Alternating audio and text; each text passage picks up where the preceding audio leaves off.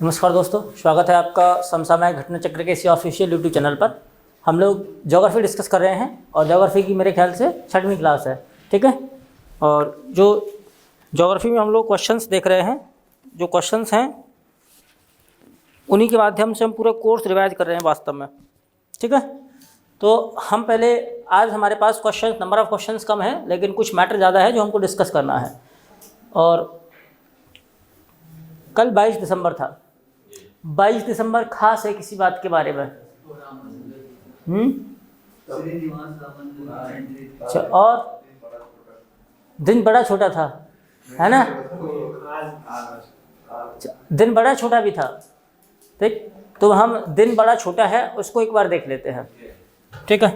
हम इसी पर डिस्कस कर देते हैं या फिर अलग मैप ले लेते हैं। इधर आप ध्यान से देखना, और कोई मैप इस पर ले लेते हैं। मान है कि ये एक पृथ्वी है, मानने में क्या जाता है?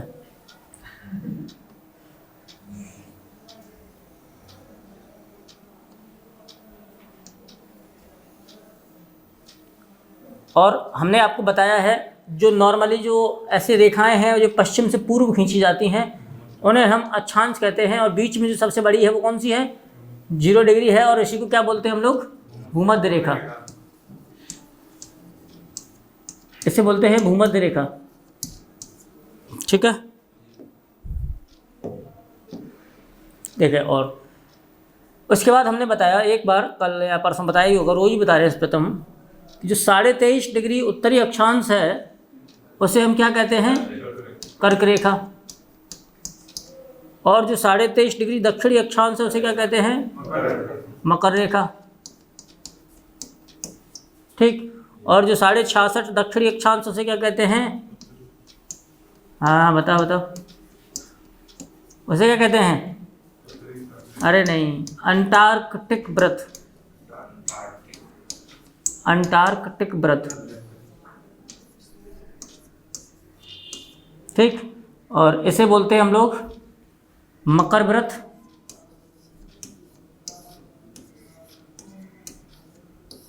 और इसे बोलते हैं कर्क व्रत,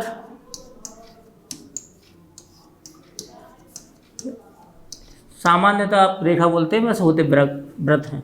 और जो 66.5 उत्तर होता है उसे क्या बोलते हैं? बताओ, ये नोट कर लो ठीक से, ये पूछे जाते हैं, कई बार पूछे गए हैं और आपको पता ही नहीं है। आर्कटिक व्रत। और 90 डिग्री साउथ को क्या बोलेंगे? दक्षिणी ध्रुव, क्या बोलेंगे? दक्षिणी ध्रुव। और 90 डिग्री उत्तर को क्या बोलेंगे? अरे उत्तरी ध्रुव, इसमें कौन सी सोचने वाली बात है? उत्तरी ध्रुव, ठीक।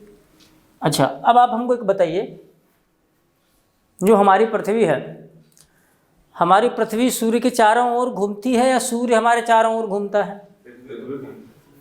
पृथ्वी घूमती है। सूर्य पृथ्वी के चारों ओर घूमता है। सूर्य के चारों ओर पृथ्वी घूमती है, तो फिर हमको सूर्य क्यों घूमता हुआ दिखाई देता है? पूर्व से पश्चिम, पश्चिम से पूर्व देता है कि नहीं देता है?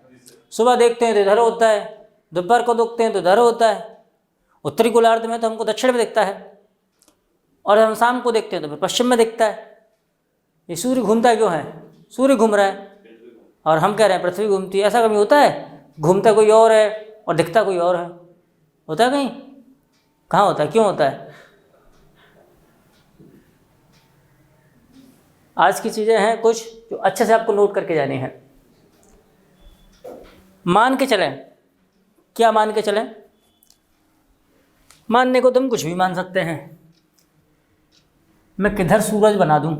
इधर सूरज बना देता हूं, ठीक है। सूरज बना रहे हैं हम, ये लो भाई, सूरज चाचा आ गया, ये सूरज है, मान लेते हैं, दिखे या दिखे नहीं, ये सूरज है, लेकिन हाँ, सन है, ठीक। अब गौर से सुनना, हमारी पृथ्वी अपने अक्ष पर झुकी हुई है। कितने झुकी हुई है हमारी पृथ्वी अपने अक्ष पर? 82.5, कितने अच्छे बच्चे हो। ये गधे कहीं के 23.5, 23.5 डिग्री है। अपने अक्ष पर पृथ्वी का झुकाव कितना है? अपने अक्ष पर हमारी पृथ्वी 23.5 डिग्री झुकी हुई है।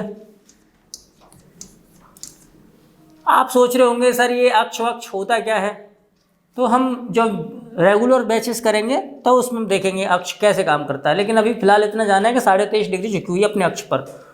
ओके, 23.5 डिग्री झुकी हुई है, तो इस चक्कर में जब पृथ्वी सूर्य के चारों ओर घूमती है। अच्छा, आप ये कहेंगे भाई मैं आपसे सवाल पूछ रहा था, वो भी उल्टे उल्टे सवाल पूछ रहा था, तो फिर हमको सूरज क्यों दिखता है घूमता हुआ? आपने कभी ऐसा देखा है? ट्रेन में बैठो, ट्रेन में बैठे ही होंगे, ट्रेन में तो बहुत बार बैठे। ट्रेन में बैठ के देखो, आपको लगता है सड़क चल रही है, आप नहीं चल रहा है। हाँ, जब आप चल रहे होते हैं, दिखता कोई चलता और है, तो वो गति नहीं कहलाती। क्या कहलाती है वो? हाई स्पीड नहीं, वो गति नहीं कहलाती, ना घूर्णन कहलाती, वो कुछ नहीं कहलाती, वो कहलाती है आभासी गति। हमने बताया कि जो सूर्य है, इस सूर्य की किरणें ज़्यादातर हमेशा वर्ष भर इस पर लंबवत पड़ती हैं, जिसे इसका नाम हम भूमध्य रेखा है, इक्वेटर बोलते हैं। हमेशा ज़्यादातर इसी पे पड़ती हैं, और जहाँ पर किरणें सीधी होती हैं वहाँ पर तापमान ज़्यादा होता है। तो पूरी पृथ्वी पर तापमान सबसे ज़्यादा किस क्षेत्र में पाया जाता है? भूमध्य रेखा पर। सिंपल है। 23.5 डिग्री के झुकाव के कारण पृथ्वी कभी तो 23.5 नीचे दिखती है, कभी 23.5 ऊपर दिखती है। जैसे ही पृथ्वी 23.5 ऊपर दिखेगी तो ये वाला जो 23.5 है, ये मकर रेखा है, ये जो मकर व्रत है वो सूर्य के सामने आ जाता है। जब पृथ्वी 23.5 नीचे झुक जाती है थोड़ी सी, क्योंकि 23.5 अपने अक्ष पर झुकाव है, उसके कारण वो अपनी कक्षा पर झुकती है थोड़ी थोड़ी। तो मान लेते हैं कि ऊपर से नीचे खिसकी है पृथ्वी, तो फिर ये जो कर्क व्रत है, ये सूर्य के सामने आ जाता है। जो भी सूर्य के सामने होगा वहां गर्मी ज्यादा होगी। जब एकदम ठीक मकर रेखा पर सूर्य की किरणें सीधी पड़ रही होती हैं, जब एकदम सीधी होती हैं, वो दिन कोई और नहीं, कल वाला दिन था, और वो था 22 दिसंबर। 22 दिसंबर भारतीय राष्ट्रीय गणित दिवस के लिए भी जाना जाता है, क्योंकि रामानुजन जी का क्या है, कल जन्म दिवस था। ठीक है, तो ये जो 22 दिसंबर है, इस दिन क्या होता है, मकर व्रत पर सूर्य की किरणें एकदम सीधी पड़ती हैं, और दक्षिणी गोलार्ध में, क्योंकि 0 डिग्री के नीचे जो भी कुछ है नीचे की ओर, वो दक्षिणी होता है, और जो ऊपर है वो उत्तरी होता है। तो ये जो 22 दिसंबर है, 22 दिसंबर को इस पूरे दक्षिणी गोलार्ध में सबसे बड़ा दिन था। सबसे बड़ा दिन था 22 दिसंबर को। अगर दिन पूरा का पूरा 24 आवर्स ही होता है, होने 24 घंटे होते हैं, अगर दिन वाला जो टाइम है वो सबसे ज़्यादा बड़ा है, तो रात कैसी होगी फिर? सबसे छोटी। तो दक्षिणी गोलार्ध में रात होगी सबसे छोटी, और इसका ठीक उल्टा होता है सबसे छोटी रात, और इसका जो ठीक उल्टा होता है 22 दिसंबर को, इसका ठीक उल्टा कर दीजिए, उत्तरी गोलार्ध में हो रहा होगा। कल आप लोग पूरी रात सोए हैं, क्योंकि सबसे लंबी रात थी कल की उत्तरी गोलार्ध में, और हम लोग उत्तरी गोलार्ध में आते हैं, तो कल की रात हमारी सबसे लंबी रात थी, लेकिन कल का दिन हमारा सबसे छोटा दिन था। आप समझ रहे हैं? इसका उल्टा करना है सेम। 22 दिसंबर को जो कुछ नीचे हो रहा होगा, 22 दिसंबर को उत्तरी गोलार्ध में वो सब कुछ उल्टा हो रहा होगा। सबसे बड़ा दिन था कल यहाँ 22 दिसंबर को दक्षिणी गोलार्ध में, तो हमारे यहाँ सबसे छोटी रात थी, सबसे बड़ी रात थी। अगर 22 दिसंबर में यहाँ सबसे छोटी रात थी, तो हमारे यहाँ, हाँ एक बार फिर से देखें, यहाँ सबसे छोटी रात है, तो ऊपर होगी सबसे बड़ी रात, तो हमारे यहाँ कल बड़ी रात थी। और यहाँ पर सबसे बड़ा दिन था, तो हमारे यहाँ कल सबसे छोटा दिन था। तो उत्तरी गोलार्ध में सबसे छोटा दिन और सबसे बड़ी रात इसी 22 दिसंबर को होती है। ठीक है, अब क्या है, अब इस डेट को चेंज कर लीजिएगा। जैसे इस डेट को चेंज करेंगे, सब कुछ गायब हो गया। हाँ तो नहीं, ये देखो हम वापस बना लेंगे। ठीक, जैसे इस डेट को चेंज करेंगे, चेंज कर दिया, तो अब हम 23.5 पर ले आते हैं। सूर्य की किरणें 23.5 उत्तर पे पड़ती हैं सबसे ज़्यादा। तो जब ऐसी स्थिति होगी तो ये होता है 21 जून को। 21 जून को जो होता है तो 21 जून को उत्तरी गोलार्ध में सबसे बड़ा दिन होगा, सबसे बड़ा दिन, और जो गर्मियों वाला दिन होता है हमारे लिए, ठीक, और सबसे छोटी रात होगी 21 जून को। और इसे दक्षिणी गोलार्ध में ले जाओ तो एकदम उल्टा कर दो। यदि यहाँ सबसे बड़ा दिन है 21 जून को, तो यहाँ पर सबसे बड़ी रात होगी, क्योंकि ऊपर सबसे बड़ा दिन था 21 जून को, नीचे क्या होगी, सबसे बड़ी रात। और यहाँ पर 21 जून को सबसे छोटी रात है, तो यहाँ पर सबसे बड़ा दिन होगा, सबसे छोटा दिन होगा। ये बड़ा छोटा बड़ा दिक्कत करता है, सबसे छोटा दिन होगा। अच्छा आप बताएं, एक बात और बताएं, पृथ्वी सूर्य का जो चक्कर लगाती है, पृथ्वी जो सूर्य का चक्कर लगाती है, वो सूर्य के चारों ओर कितने दिनों में लगाती है? 365 दिन में। जब पृथ्वी सूर्य का चक्कर 365 दिन में लगाती है तो इसे क्या बोलते हैं? पृथ्वी की परिभ्रमण गति या परिक्रमण गति? परिभ्रमण या परिक्रमण? सोच लो। परिक्रमण सर। पक्का परिक्रमण, ठीक। और जब पृथ्वी अपनी ही धुरी पर चक्कर लगाती है 24 घंटे में तो उसे क्या बोलते हैं? परिभ्रमण। क्लियर है ना? इस परिभ्रमण का दूसरा ही नाम होता है घूर्णन। दूसरा नाम घूर्णन, इंग्लिश में बोलते हैं रोटेशन। रोटेशन, ठीक है। जब पृथ्वी सूर्य के चारों ओर घूम रही होती है, जब हम किसी के चारों ओर घूम रहे होते हैं तो क्या बोलते हैं? परिक्रमा कर रहे हैं। तो पृथ्वी सूर्य की परिक्रमा कर रही होती है, जो ऑलमोस्ट 365 दिनों में करती है। लेकिन 365 दिन 6 घंटे हकीकत में लगते हैं। जब 6 घंटे करके बढ़ जाता है तो हर चौथे साल पर एक दिन ज़्यादा हो जाता है और लीप ईयर आ जाती है। क्यों?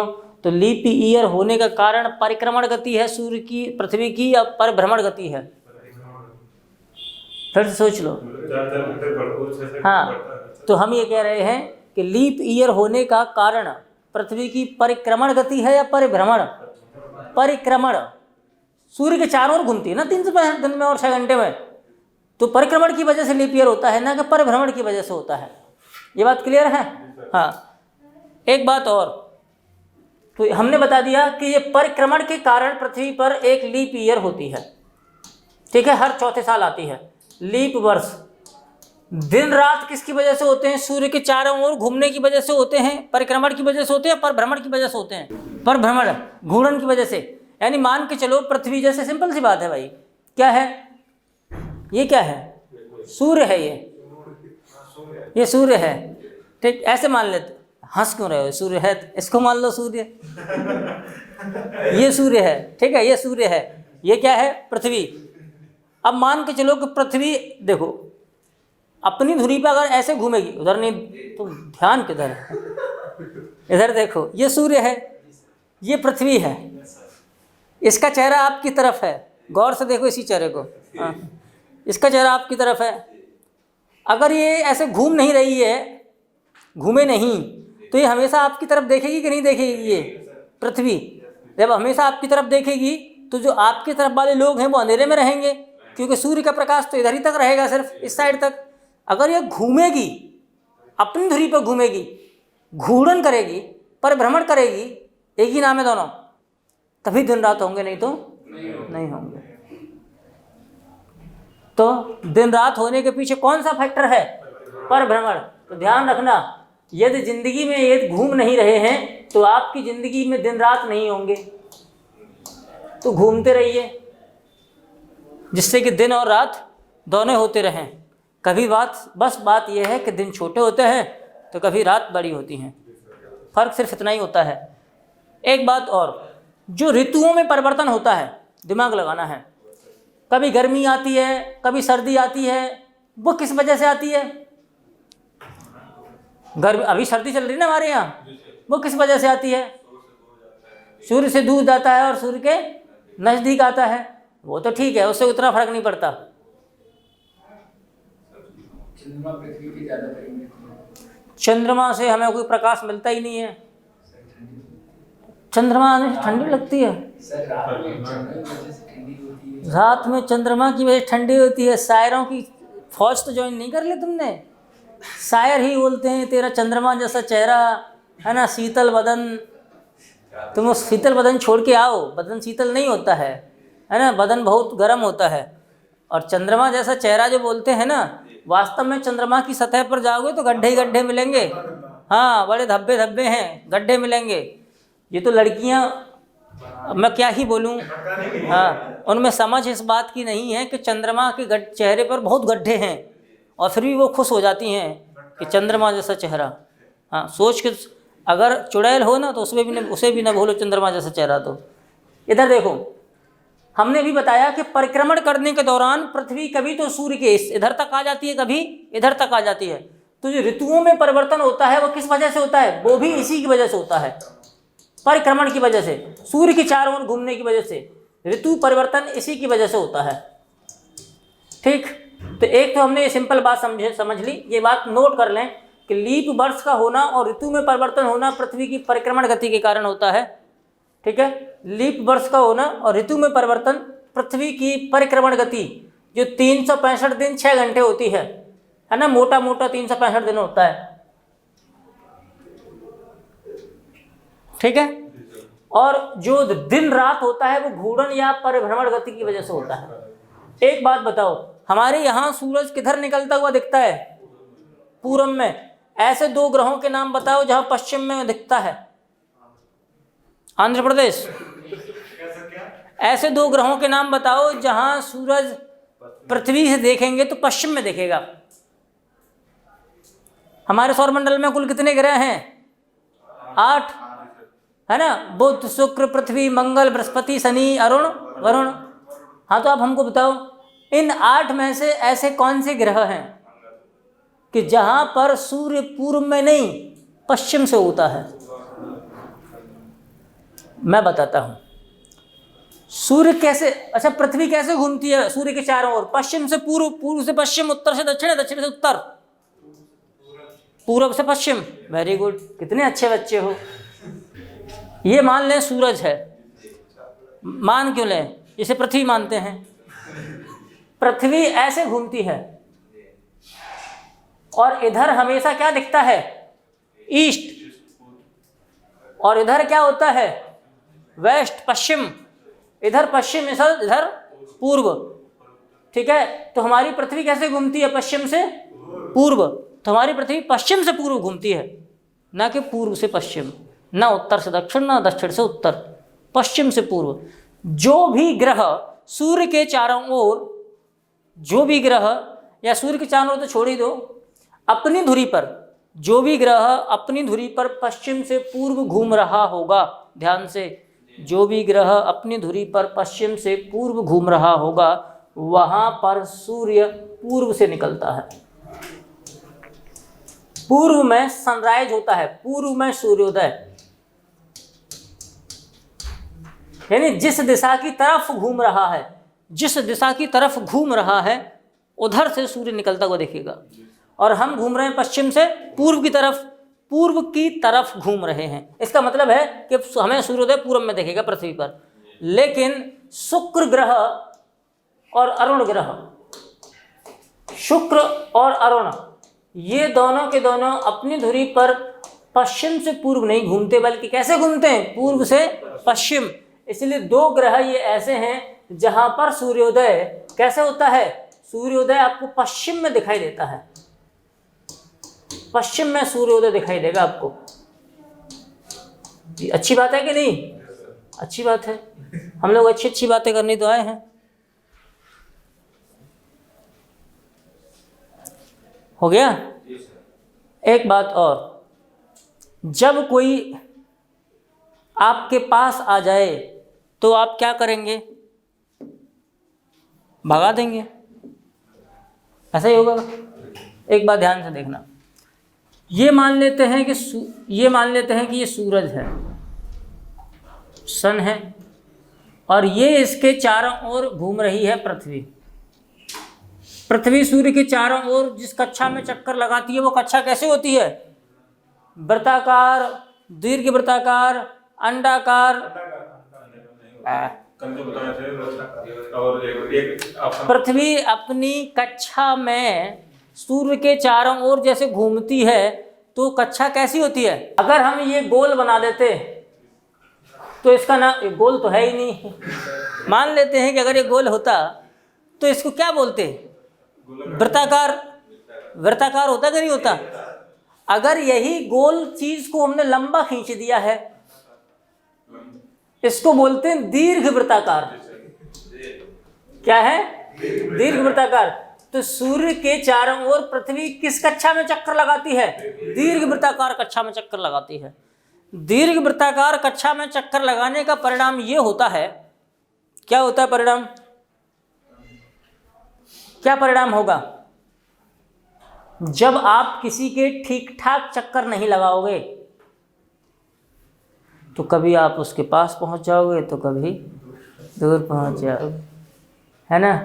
कभी ऐसा लगेगा कि गली में चांद निकल आया है, कभी ऐसा लगेगा कि रात की अमावस आ गई है। समझ में आया? तो जब पृथ्वी सूर्य के एकदम नज़दीक पहुंच जाती है अपनी दीर्घ वृत्ताकार कक्षा में चक्कर लगाते हुए, दीर्घ वृत्ताकार, वृत्ताकार नहीं, हाँ समझाओ। अच्छा, जब पृथ्वी, ई का मतलब अर्थ, जब पृथ्वी सूर्य के सबसे नजदीक होती है तो उसे बोलते हैं उपसौर। उपसौर। और इसको बोलते हैं हम लोग, क्या बोलेंगे? पेरिहिलियन इंग्लिश में। हाँ, मेरे ख्याल से यही बोलना चाहिए, पेरिहिलियन, PERIHELION, पेरिहिलियन, उपसौर। जब सूर्य और पृथ्वी काफ़ी नज़दीक हों, सबसे नज़दीक होते हैं, ठीक। और ये स्थिति बनती है 3 जनवरी को, आने वाला है, जब पृथ्वी सूर्य के काफ़ी नज़दीक होगी।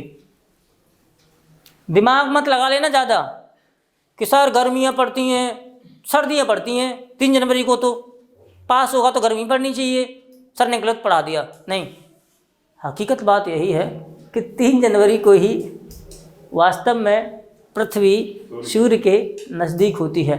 हमारे यहाँ इस समय भले ही सर्दियाँ हों, लेकिन दक्षिणी गोलार्ध ऑस्ट्रेलिया में तो काफ़ी गर्मी होगी, वहाँ पर गर्मी और तेज़ हो जाती है। समझ में आया? और 4 जुलाई को जब पृथ्वी सूर्य से काफ़ी दूर होती है, ये है मान लेते हैं अर्थ, जब 4 जुलाई होती है तो 4 जुलाई को पृथ्वी सूर्य से काफ़ी दूर होती है, उसका परिणाम क्या निकलता है? जो भी परिणाम हो, उस स्थिति को बोलते हैं अपसौर, एपहीलियन, अपसौर। तो अपसौर का मतलब क्या है? जब पृथ्वी सूर्य से काफ़ी दूर हो, एपहीलियन, एपहीलियन, यानी एपी लगा देते हैं। कहीं भी आपको अप मिल जाए, अप का मतलब ऊपर वाला नहीं, अंग्रेजी वाला नहीं, यहाँ अप हिंदी में लिखा हुआ है। अप का मतलब होता है दूर जाना। 2 प्राणी एक दूसरे से अलग जा रहे होते हैं, है ना, तो उसे बोलेंगे अपसरण। दूसरे अपसरण, खिसकते जा रहे हैं दूर, अप माने क्या होता है? दूर। अब सूर्य और पृथ्वी का देख लिया हमने, कौन नज़दीक है, कौन दूर है, कौन पास है। अब हम चंद्रमा का भी देख ही लेते हैं।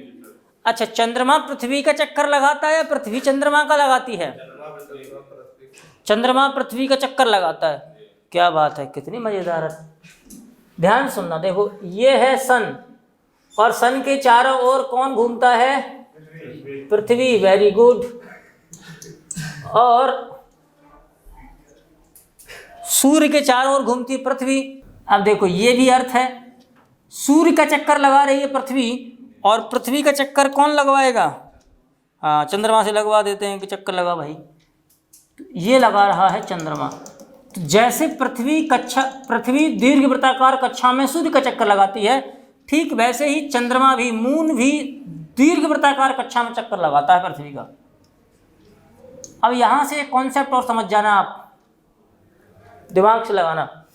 पहले हम जो वो बताते थे, बताना चाह रहे हैं। जब अर्थ और मून, जब ये दोनों नज़दीक होते हैं, अभी नज़दीक दिख रहे हैं ना, जब चंद्रमा और पृथ्वी नज़दीक होते हैं, यानी अर्थ प्लस मून क्लोजेस्ट हैं, एकदम क्लोजेस्ट, यानी समीपतम हैं, एक दूसरे के समीपतम हैं। तो अब आपको हमने बताया था, क्या बताया था, जब सूर्य की स्थिति थी तो उसे सौर कहा था। यहाँ कहेंगे कि पृथ्वी चंद्रमा के बिल्कुल नज़दीक है, ऐसी स्थिति को बोलते हैं उपभू, यानी जो भू है चंद्रमा के बिल्कुल समीप है। उप का मतलब क्या होता है, समीप। जैसे बोलते हैं ना मुख्यमंत्री, उप मुख्यमंत्री, यानी मुख्यमंत्री के बिल्कुल समीप। उप का मतलब समीप होता है, ठीक है। जैसे प्रधान, उप प्रधान, यानी प्रधान के जस्ट वाला प्रधान। ऐसे ही भू, उपभू मतलब पृथ्वी के एकदम समीप। और ये वहाँ क्या था, सौर यानी सूर्य, उपसौर मतलब सूर्य के एकदम समीप। तो जब पृथ्वी सूर्य के समीप होती है, ध्यान से, जब पृथ्वी सूर्य के समीप होती है, इसका मतलब है कि वो उपसौर है। जब चंद्रमा पृथ्वी के समीप होता है एकदम से, वो उपभू है, ठीक। और जब दूर हो तो, यानी बिल्कुल एकदम दूर होगा तो क्या होगा, अपभू, क्योंकि अप माने क्या होता है, दूर होता है। अब बताओ, अब इसमें अगर हमको पता है दूरतम, एकदम अधिकतम दूरी पर हो, तो उसको बोलते हैं अपभू। अगर आपको ये शब्द पता है तो भूल जाएंगे क्या, अब तो नहीं भूलेंगे। उप माने समीप, अप माने दूर, बस। अब सूर्य दूर है, चंद्रमा दूर है, बस अंदाज लगा लो। चंद्रमा के लिए वहाँ पर भू लगा देते हैं, पृथ्वी का इस्तेमाल करते हैं, क्योंकि जो बड़ा होगा उसी का नाम पहले आता है। जैसे वहाँ सूर्य बड़ा है तो उपसौर कह देते हैं, यहाँ पृथ्वी बड़ी है तो उपभू कह देते हैं, बस काम खत्म। अब आपको क्या देखना है, क्या आप एक बात देख पा रहे हैं? नहीं देख पा रहे हैं तो हम दिखा देते हैं। देखें ध्यान से, क्या देखा आपने?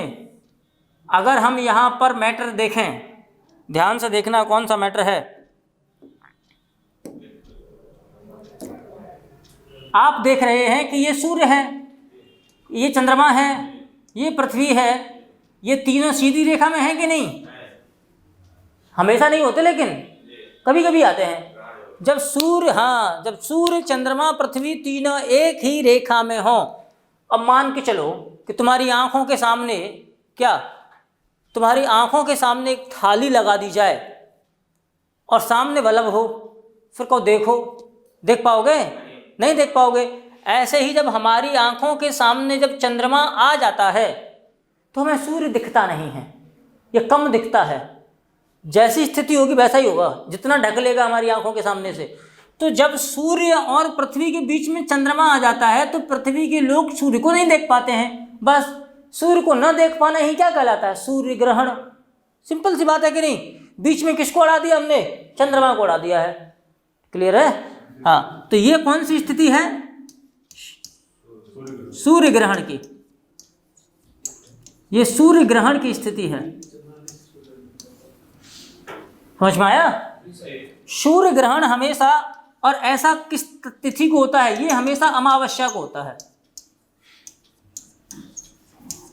हमेशा अमावस्या को होता है ऐसा।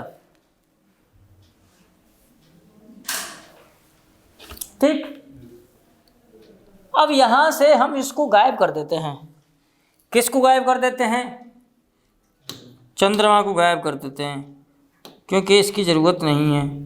बोले भाई तुम यहाँ से आओ और हट जाओ, हट गया। अब देखते हैं, तो अब आपको इधर से देखें, क्या देखें? इधर से देखेंगे तो अब आपको एक चीज़ दिखेगी कि अब इस समय सूर्य और चंद्रमा के बीच में पृथ्वी है कि नहीं? हमको पता है कि सिर्फ तारों के पास, जो स्टार्स होते हैं, उन्हीं के पास ऊर्जा होती है कि नहीं होती? क्योंकि तारों में, यानी जो हमारा सूर्य है, हमारे सूर्य में ऊर्जा आती है। कहाँ से आती है हमारे सूर्य में ऊर्जा, और क्यों आती है? अगर आपने 12th पास कर ली हो तो मैं बात बताऊं, की है कि नहीं? 12th पास नहीं की? किया है। उसमें फिजिक्स से पढ़े थे, केमिस्ट्री से पढ़े थे, कॉमर्स से पढ़े थे? पढ़े हैं। अच्छा, कॉमर्स से पढ़े कुछ लोग। आप कैसे पढ़े? बायो से। तब भी साइंस तो थी ही, बायो बता रहे हो बचने की वजह। सूर्य में क्या होता है, मैं आपको बात बताता हूँ। हमेशा छोटे छोटे लोग मिल करके बड़े लोग बन जाते हैं, बनते हैं कि नहीं? यदि बन जाएं, मिल जाएं तो हमारी पृथ्वी पर पूरे ब्रह्मांड में मान लो सबसे जो हल्का तत्व है, इधर देखो, सबसे जो छोटा तत्व है वो कौन सा है? गधो, हाइड्रोजन होती है। सबसे हल्का कौन सा होता है? हाइड्रोजन। लेकिन गुब्बारों में तो हम हीलियम भरते हैं, क्यों? Point to be noted my Lord. क्यों? हाइड्रोजन हल्की है, फैक्ट है, सबसे हल्की हाइड्रोजन है, फिर भी हम हीलियम भरते हैं जो दूसरी हल्की गैस है, यानी हाइड्रोजन से कम हल्की है। हाँ, हम क्यों भरते हैं? हाइड्रोजन क्यों नहीं भर देते? क्योंकि सर गुब्बारा में से होते कि ऊपर नहीं आएगा, सही रहेगा। अच्छा, ऊपर नहीं जाएगा, वो गुब्बारा जहाँ भेजा जाता है ऊपर जाने के लिए, और तुम करो ऊपर। क्योंकि सर गैस बनने से गुब्बारा कभी ऊपर नहीं जाएगा, लेकिन अगर हवा भर दे तो ऊपर जाएगा। अरे ऐसा नहीं है, तो हीलियम कौन सी हवा है? तो सर गैस, हीलियम भी तो गैस ही है और हवा भी तो गैस ही है। हवा में क्या होता है? गैस ही तो होती है सबसे ज़्यादा। नाइट्रोजन हमारे वायुमंडल में सबसे ज़्यादा है, 78%। दूसरे नंबर पर कौन है? ऑक्सीजन है 21%। मैं बताता हूँ, हाइड्रोजन को न भरने का सबसे बड़ा कारण ये है कि हाइड्रोजन रिएक्टिव है। रिएक्टिव मतलब तुरंत दूसरे से एक्शन ले लेती है। ये वो लड़का है हाइड्रोजन जो सबको छेड़ के चलता है, ऐसे चलेगा रास्ते में, हमसे टकरा जाओ, हमसे टकरा जाओ। हाइड्रोजन उसी स्टाइल में रहता है। हाँ, ये कहता है हम सभी से टकरा लेंगे क्योंकि हम सबसे हल्के हैं, हमें कोई रोक ही नहीं सकता। इसीलिए गुब्बारे में हाइड्रोजन नहीं भरी जाती है। अगर हाइड्रोजन भर दी तो गुब्बारा फट जाएगा, क्योंकि वायुमंडल की जितनी रिएक्शंस हो सकती हैं, हालांकि भले ही वो गुब्बारे के अंदर है, गुब्बारे में हीलियम हाइड्रोजन भरी है, लेकिन टेम्परेचर की स्थिति में वो फैल जाएगा। बोला अब हम बड़े हो गए, हमारे पास आ गई एनर्जी, और हाइड्रोजन इतना फैलेगा गुब्बारा फाड़ देगा। इसलिए हाइड्रोजन नहीं भरते। हीलियम रिएक्शन नहीं करती है, हीलियम कम रिएक्टिव है ना, कम रिएक्टिव है या निष्क्रिय मान सकते हैं। इसीलिए हीलियम जितना भर दो, ये मोटू राम है, ये खा पी के बस उतने ही पड़े रहेंगे, बोले हम इतने ही रहेंगे, हम ना बढ़ेंगे ना घटेंगे। इसलिए हीलियम भरी जाती है ना कि हाइड्रोजन भरी जाती है। क्लियर? लेकिन हमारे पूरे ब्रह्मांड में कौन सी सबसे ज़्यादा गैस पाई जाती है? हाइड्रोजन। सूर्य में भी सबसे ज़्यादा कौन सी गैस पाई जाती है? सूर्य में भी हाइड्रोजन। लेकिन हमारे पृथ्वी के वायुमंडल में सबसे ज़्यादा गैस कौन सी पाई जाती है? नाइट्रोजन। दूसरे नंबर पर कौन सी पाई जाती है? ऑक्सीजन। हमने बताया कि जब दो छोटे छोटे लोग मिल जाएं तो बड़ा लोग बना सकते हैं, और हाइड्रोजन को मिला दो। जब हाइड्रोजन और हाइड्रोजन को मिला दो तो क्या बनेगा? आप कहेंगे सर हाइड्रोजन ही बनेगा। हाँ, बनेगा तो हाइड्रोजन ही। आप कहेंगे सर अभी एक हाइड्रोजन था, अब 2 हाइड्रोजन हो गए, और क्या बनेगा? नहीं। लेकिन हम ऐसे नहीं। जैसे मान लो अगर 2 लड़के लड़की मिला दो तो होगा कुछ नहीं, लेकिन शादी करके मिला दो तो तीसरा प्रोडक्ट आ जाएगा। अरे हंसने वाली बात क्या है? आएगा कि नहीं आएगा? तुम लोग भी वही करने वाले हो, हमको पता है। ध्यान से देखें बस, आएगा कि नहीं आएगा? एक विशेष कंडीशन में अगर मिला दो तो इस हाइड्रोजन को 10⁸ डिग्री सेल्सियस पर मिला दो। 10⁸ डिग्री सेल्सियस। 10⁸ का मतलब कितनी होंगी? मेरे ख्याल से 10 पे 2 जीरो होती हैं, तो 1 पे 2 जीरो हो गई। 10 पे कितनी जीरो गिन ले? 8 गिन लो। इकाई 1 पर 8 गिन लो। इकाई, दहाई, सैकड़ा, हजार, 10,000, lakh, 10 lakh, crore, 10 crore. God, 10 crore degree Celsius तापमान ले जाओ। इतने तापमान पर 2 हाइड्रोजन मिला दो। 2 हाइड्रोजन मिलती हैं तो हीलियम बना देती हैं, और इसे बोलते हैं हाइड्रोजन का संलयन, फ्यूजन, संलयन। और जब हाइड्रोजन बनता है, हाइड्रोजन जब मिलता है इतने तापमान पर तो हीलियम पैदा करता है, और हीलियम पैदा करने के साथ साथ कुछ ऊर्जा छोड़ता है। और तारों में जो स्टार्स होते हैं, हमारे सूर्य में भी हाइड्रोजन और हाइड्रोजन मिल रही हैं और हीलियम पैदा कर रही हैं, और हीलियम पैदा करने के साथ साथ ऊर्जा छोड़ रही हैं। इसीलिए हमारे सूर्य में ऊर्जा है। और ये हाइड्रोजन का हाइड्रोजन से मिलना इतने तापमान पर कहलाता है नाभिकीय संलयन। क्या कहलाता है? नाभिकीय संलयन। तो हमारे सूर्य में ऊर्जा का स्रोत कौन सी क्रिया है? नाभिकीय संलयन की वजह से हमारे सूर्य में ऊर्जा बनती है। यदि हमारे सूर्य में नाभिकीय संलयन नहीं होगा तो ऊर्जा नहीं बनेगी। क्लियर है यहाँ तक? अब दिमाग लगाओ। क्या लगाओ? अभी हम किस चीज़ में दिमाग लगा रहे थे? आखिर जिस चीज़ में दिमाग लगा रहे हों, इधर देखो, हाँ सूर्य चंद्रमा और पृथ्वी की बात कर रहे थे। हमने कहा सूर्य एक तारा है। सूर्य वास्तव में एक पीले कलर का तारा है, दिखता भले सफ़ेद हो, है पीला। सूर्य एक तारा है, तारों के पास अपनी ऊर्जा होती है, ग्रहों के पास ऊर्जा नहीं होती है। अगर हम चंद्रमा से पृथ्वी को देखेंगे तो पृथ्वी भी चमकती हुई दिखाई देती है। ये अलग बात है कि नीली दिखाई देगी, क्योंकि पानी की मात्रा ज़्यादा है, इसीलिए पृथ्वी को क्या बोलते हैं, नीला ग्रह बोलते हैं। लेकिन चंद्रमा से देखोगे पृथ्वी को तो वो चमकती हुई दिखाई देगी, ठीक वैसे ही जैसे पृथ्वी से चंद्रमा चमकता हुआ दिखाई देता है। क्यों? क्योंकि सूर्य का प्रकाश जब पृथ्वी पर पड़ता है तो पृथ्वी से परावर्तित होकर के चंद्रमा पर जाता है, और जब सूर्य का प्रकाश चंद्रमा पर पड़ता है तब हमको परावर्तित होकर के प्रकाश दिखाई देता है। यदि ये बोर्ड आपको लाल पीला पिंक जो दिख रहा है, इसका मतलब है कि जो प्रकाश आ रहा है, और जो प्रकाश आ रहा है अगर आपको ये पिंक दिख रहा है तो इसका मतलब है कि सारे प्रकाश में से इस क्षेत्र में से पिंक कलर रिफ्लेक्ट हो रहा है, परावर्तित हो रहा है, पिंक। अगर ये आपको सफ़ेद दिख रहा है इसका मतलब सारे कलर रिफ्लेक्ट हो रहे हैं, सारे कलर परावर्तित हो रहे हैं। जो भी कलर आपको दिखता है आपकी आंखों तक वही परावर्तित होकर आ रहा है, बाकी के सारे कलर अवशोषित हो रहे हैं। यानी यहाँ यदि आपको पीला दिख रहा है इसका मतलब पीला कलर तो आपकी आंखों तक परावर्तित होकर आ रहा है, बाकी सारे कलर अवशोषित हो गए हैं। जो परावर्तित होता है वही दिखता है। तो जब पूरा का पूरा रोशनी प्रकाश चंद्रमा पे पड़ती है और चंद्रमा से परावर्तित होकर के पूरा प्रकाश जब लौट के आता है पृथ्वी तक, तो हमको चंद्रमा दिखता है सफ़ेद एकदम, क्या चमक रहा है। सोच के देखो, यदि चंद्रमा चमकेगा तभी जब उस पर प्रकाश जाएगा। मान के चलो कि हमने सूर्य के सामने लगा दी पृथ्वी, सूर्य के सामने लगा दो पृथ्वी, तो चंद्रमा पर प्रकाश जाएगा? नहीं जाएगा। तो हमको चंद्रमा दिखेगा? नहीं दिखेगा। तो फिर क्या होगा?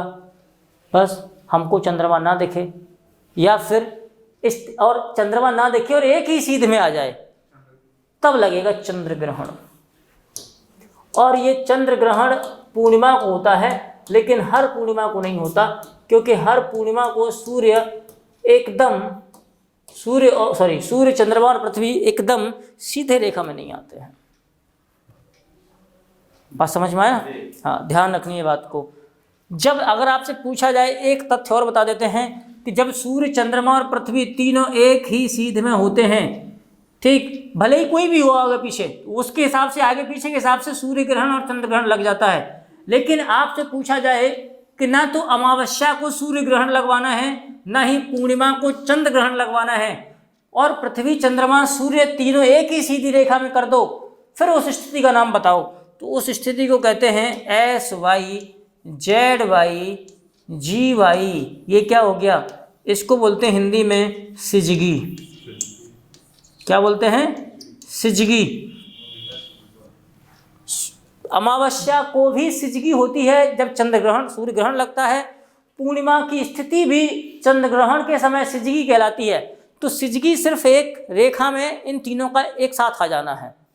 अगर यहाँ पर पृथ्वी बीच में आ रही है तो चंद्र ग्रहण लग जाएगा सिजगी में, अगर यहाँ पर चंद्रमा बीच में आ रहा है तो सूर्य ग्रहण लग जाएगा। तो सिजगी की स्थिति में ही यदि आपसे पूछा जाए कि सूर्य ग्रहण या चंद्र ग्रहण कब लगता है, तो अगर सिजगी आंसर नहीं है तो आप लगा दो चंद्र ग्रहण या पूर्णिमा या अमावस्या। अगर ये आंसर ऑप्शन में नहीं है तो आप आंसर क्या लगाना चाहिए? फिर सिजगी लगाना चाहिए, क्योंकि सिजगी का मतलब है जब सूर्य चंद्रमा ये तीनों एक ही रेखा में हों। हमको अपने सवाल करने थे, अब हम सवाल करेंगे, ठीक है? तो इतनी सी बात समझ में आ गई कि नहीं आ गई? आ गई होगी, नहीं भी आएगी। अब इन नदियों पर डिस्कशन हम लोग कल करेंगे, ठीक है? लेकिन पहले अभी इसमें कुछ सवाल हैं, वो सवाल देख लेते हैं। निम्नलिखित में से कौन सा बांध सुवर्ण रेखा नदी पर बनाया गया है? तो सुवर्ण रेखा बांध जो बनाया गया है वो चांडिल बांध है सुवर्ण रेखा नदी पर, ठीक है? ये उड़ीसा के आसपास बहती है। आगे देखो कौन सा है। हंसदेव और जोंक नदियां भारत के किस राज्य में बहती हैं? तो दोनों महानदी की सहायक है और छत्तीसगढ़ में बहती हैं, ठीक है? हालांकि महानदी पर उड़ीसा में एक सबसे बड़ा बांध है, भारत का सबसे लंबा बांध है, जिसे हीराकुंड डैम कहते हैं। हाँ, कहाँ है वो? महानदी पर है। कहाँ है? उड़ीसा में है, ठीक है? हाँ, आगे देखें। रचना दो आप निम्न में से बेबार, तो कहाँ कहाँ है? मैं आपको बताता हूँ, ध्यान से।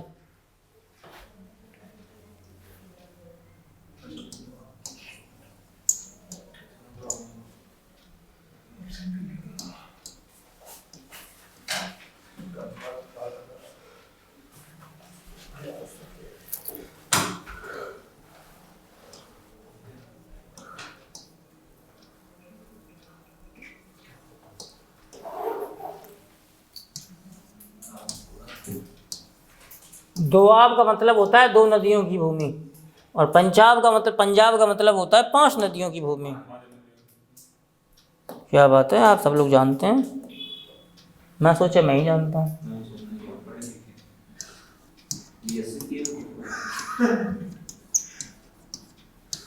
इधर से सारी नदियाँ लगा दो सिंधु झेलम वाली, इधर से लगाएंगे तो ये क्या है, सबसे पहले कौन सी आती है, सिंधु, पश्चिम से पूर्व लगानी है।